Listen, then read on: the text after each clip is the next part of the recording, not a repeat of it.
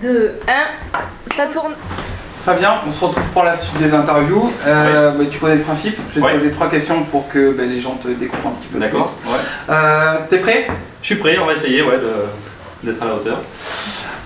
Alors la première, est-ce que tu peux nous décrire, est-ce que tu as un gros challenge cette année? Est-ce que tu peux nous expliquer un peu ce que ça va être? Oui, alors grosse année 2022 pour moi.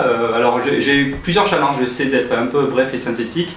J'ai un challenge pro déjà, parce que 2022, comme vous le savez, on va le découvrir un peu plus tard, mais on a le projet d'ouvrir une nouvelle agence de Brive. Donc ça c'est un gros challenge parce que l'agence que nous avons ouverte en 2017 était un peu à l'étroit, etc. Vu qu'on développe l'activité sur Brive et donc du coup on vient d'acheter nos murs et on a 6 mois de travaux, donc c'est un gros challenge pour 2022. Très bien. Donc ça c'est une très bonne chose, on est super content.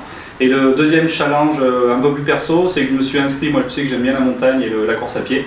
Donc je me suis inscrit à un trail en montagne au mois de juillet pour faire 67 km avec 3000 mètres de dénivelé, donc la pression monte petit à petit.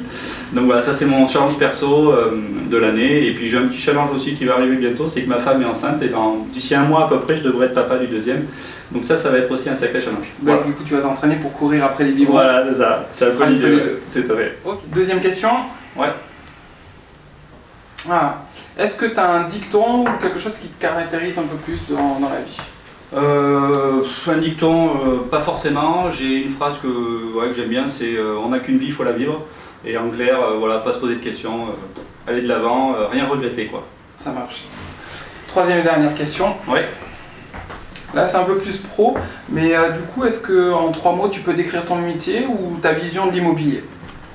Alors ma vision de l'immobilier, 3 mots, c'est, je vais en avoir un peu plus que ça je pense, mais en clair, pour moi un agent immobilier en 2022, c'est un agent immobilier qui doit avoir de la réactivité, de la rigueur, du sérieux, fournir un accompagnement client au top, avoir une notion de service plus. Pour moi aujourd'hui, un agent immobilier en 2022, c'est quelqu'un qui est multitâche, multicanal, qui soit à l'aise un petit peu sur toutes les phases, que ce soit de la découverte de nos clients, l'accompagnement lors des visites, la découverte financière, des travaux, etc.